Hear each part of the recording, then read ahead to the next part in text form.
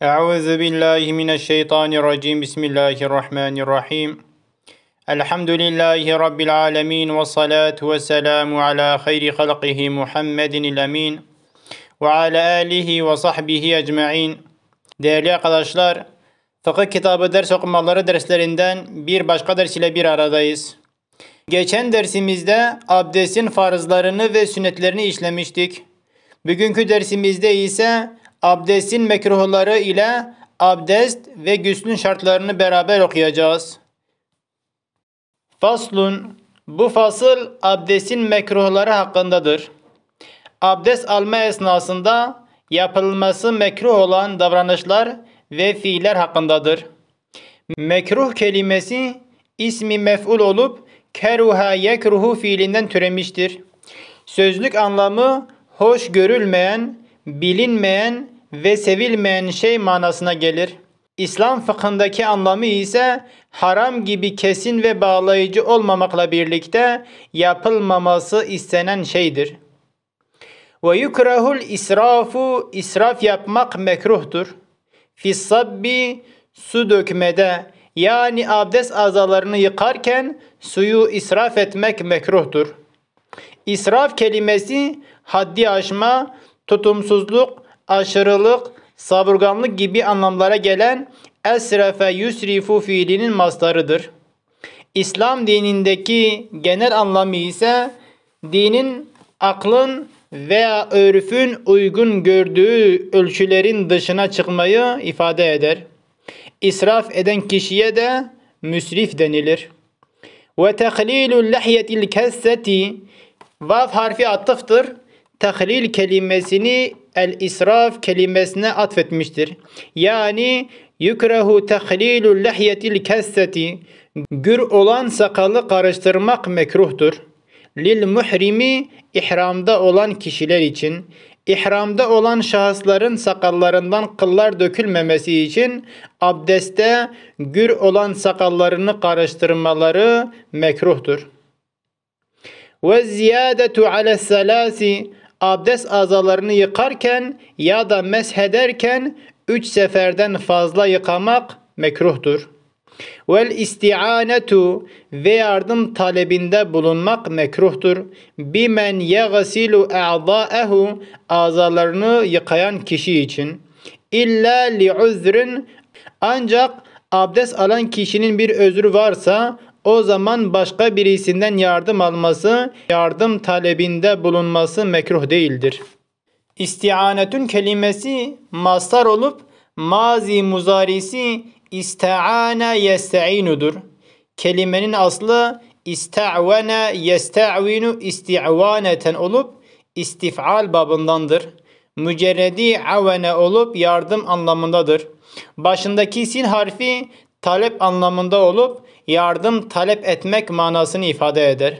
Faslun, bu fasıl abdest ve guslün şartları hakkındadır. Fıkıh usulü istilahlarından olan şart ve rükünü şu şekilde tarif edebiliriz. Şart, hükmün varlığı kendisine dayanan, ibadetin kabul olması kendisine bağlı olup onun gerçek varlığından ve mahiyetinden ayrı olan şeydir. Mesela namaz için abdest şarttır. Fakat abdest namazın bir parçası, bir kısmı değildir. Rükün ise bir ibadet veya bir muamelenin varlığı kendisine bağlı olup onun esas unsur ve parçalarını teşkil eden şeydir. Mesela namazda Fatiha okumak rükündür. Aynı zamanda Fatiha suresini okumak yani kıraat namazın bir bölümünü, bir parçasını teşkil eder. Şurutul vudu'i vel gusli, abdest ve güslün şartları. Gusül kelimesi sözlükte yıkanmak anlamındadır.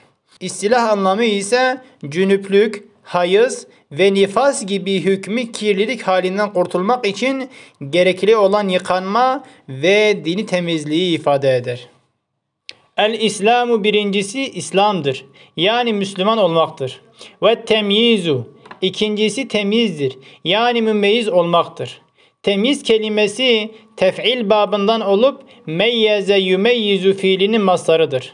Sözlükte ayırmak, aralarındaki farkı anlayıp idrak etmek gibi manalara gelir. İslam fıkhında ise kişinin iyi ve kötüyü, faydalı ve zararlıyı birbirinden ayırmasını ve idrak etmesini ifade eder. Bu vasıflara sahip olan kişiye de mümeyyiz denir. وَالنِّقَاءُ عَنِ الْحَيْدِ وَالنِّفَاسِ Abdest ve guslün şartlarından üçüncüsü hayız ve nifas kanından temiz olmaktır. Hayız kelimesi sözlükte kanın akması, fıkhi terim olarak ise ergenlik çağına girmiş sağlıklı olan kadının döl yolundan düzenli aralıklarla belirli vakitlerde gelen kandır. Türkçedeki karşılığı adet hali, adet kanaması gibi sözlerle ifade edilir. Nifas ise doğum yapan kadının rahminden gelen kandır. Bunun Türkçede karşılığı lohusallık halidir. Hayız ve nifas ile ilgili detaylı bilgiyi Allah'ın izniyle ileriki de konularda işleyeceğiz. وَعَمَّا يَمْنَعُ وُصُولَ الْمَاءِ اِلَى الْبَشَرَةِ Dördüncüsü, vücudun abdest alma ya da gusül yapma esnasında suyun deriye temas etmesini engelleyecek, mani olacak şeylerden temiz olması gerekir. Mesela bir bayan tırnakları ojeli olduğu halde abdest alırsa ya da bir şahısın elinin, kolunun üzerinde yağlı boya gibi bir madde olduğu halde abdest alırsa bu oje ve boya suyun deriye ulaşmasını ve temas etmesini engellediği için bu abdesti sahih olmaz.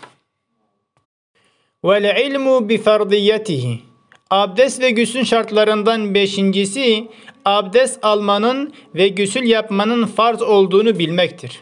وَأَلَّا يَعْتَقِدَ فَرْضًا مِنْ فُرُودِهِ سُنَّةً Altıncısı, abdest ve guslün farzlarından bir tanesinin sünnet olduğuna inanmaması gerekir. Mesela abdest almada yüzü yıkamak farzdır. Fakat yüzün yıkamasının sünnet olduğuna inanıp da abdest alan kişinin abdesti sahih olmaz. Ya'takidu kelimesi iftial babından olup muzari fiildir. Mazisi i'takade olup inanmak, düşünmek ve tasavvur etmek gibi manalara gelir. Vel ma'ut tahuru Yedincisi suyun temiz olmasıdır. Yani abdest ve gusülde kullanılan suyun temiz ve temizleyici vasıfta olması gerekir.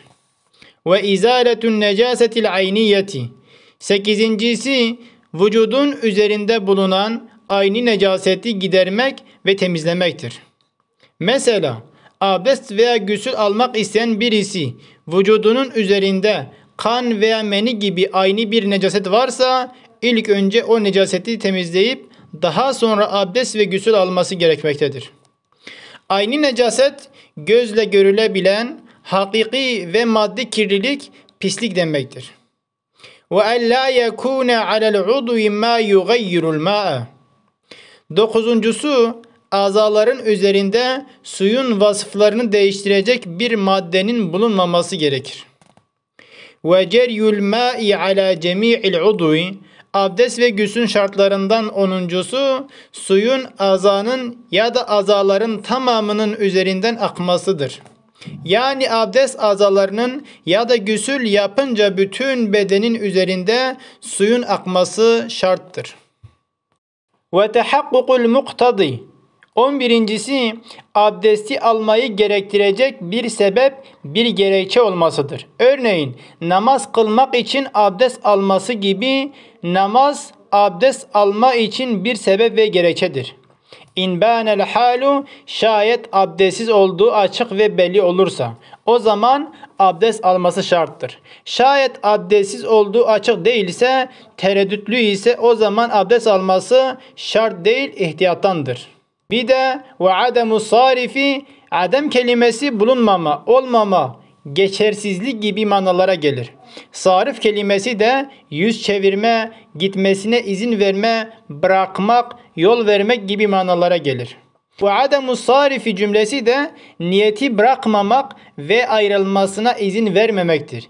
Yani abdestsiz olan ya da gusül yapan kişinin baştan sona kadar hükmen niyetini devam ettirmeleri ve korumaları gerekir. Şayet abdest alma esnasında niyetini değiştirirse veya abdestin başından sonuna kadar niyetini devam ettirmezse niyetin değiştiği ya da niyetsiz olarak abdest aldığı azaları yeni bir niyetle tekrardan yıkaması gerekmektedir. Ve ellâ yuallika niyetehu, abdest ve gusül şartlarından bir diğeri niyetini bir şeye bağlanmamaktır. Mesela abdest alan kişi niyet getirirken neveytul vudu'a inşaallah, şayet Allah izin verirse, Allah dilerse abdest almaya niyet ettim gibi bir niyet getirirse bu niyeti ve abdesti geçersiz olur. Buraya kadar saydığımız şartlar geneldir. Abdest alan ya da gusül eden bir şahsın bunlara riayet etmesi gerekir. Bu şartlara ilaveten mazereti olan, özür sahibi olan kişilerin ayrıyeten bazı şartlara riayet etmeleri gerekir. Özür sahibi olan şahıslar için ve duhulul vakti, vaktin girmiş olması şarttır.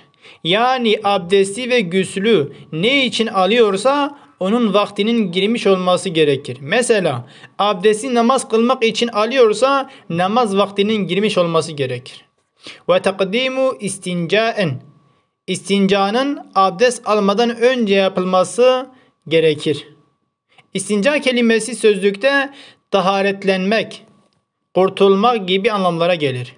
İslam fıkhında ise abdest bozulduktan sonra necasetin izalesi, giderilmesi taharet anlamına gelmektedir.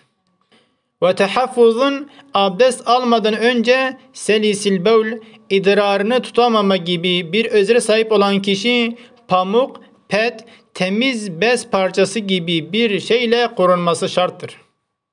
Vel velâ'u beynehuma, vela kelimesi ard arda, yakın, peş peşe anlamını ifade eder.